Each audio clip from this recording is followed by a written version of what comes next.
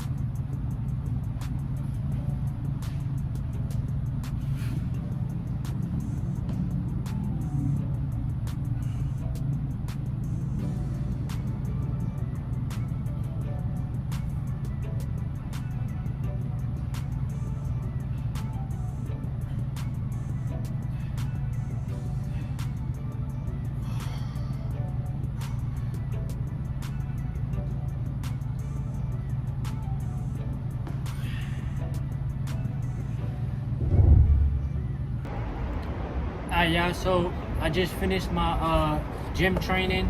I only recorded a couple clips, but like I said, I want to talk about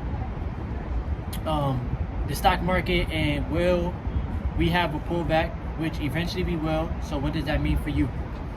And also too, like, just the things that come along with learning how to keep money. You feel me? Now, to be very transparent with you guys, bro, like, it's highly important for you to learn how to manage what you have, you know? And there's a lot that I've been learning about myself, you know?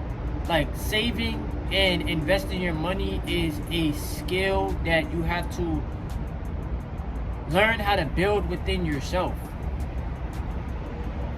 Because we're like taught how to be workers, how to be employees, how to be consumers, you know, and we all consume to a certain extent. But learning how to like manage money, that comes with a lot of responsibility, you know? So me being new still to this journey, bro, I'm only 2 years in when it comes down to the stock market. I had to really like realize, bro, like this really takes a lot of work. Some people think like things happen overnight. It does not, bro. There's no such thing as like instant success. You have to really consistently put in the work, keep a strong mental, and, you know, keep growing spiritually. You feel me? And there are rules to money that you have to learn how to realize. Like having a great respect for money.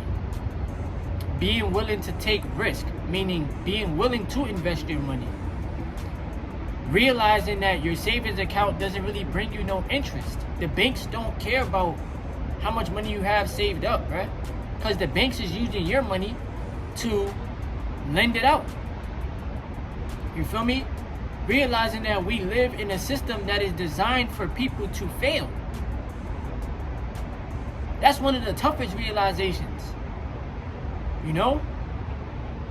And then like understanding, bro, like you're one person, so you can only do but so much. That's why I try to teach people about the stock market, because I want to help people. I want y'all to realize like we gotta own something. We have to own assets. We have to own real estate. We have to learn how the tax system works. These things were not taught to me, bruh. So I'm holding myself like way more accountable.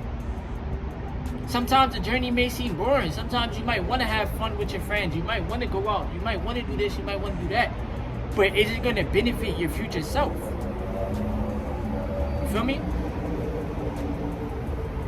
And then, like I tell y'all, bro, like I read a lot of, well, I listen to a lot of like audio books. I read books too.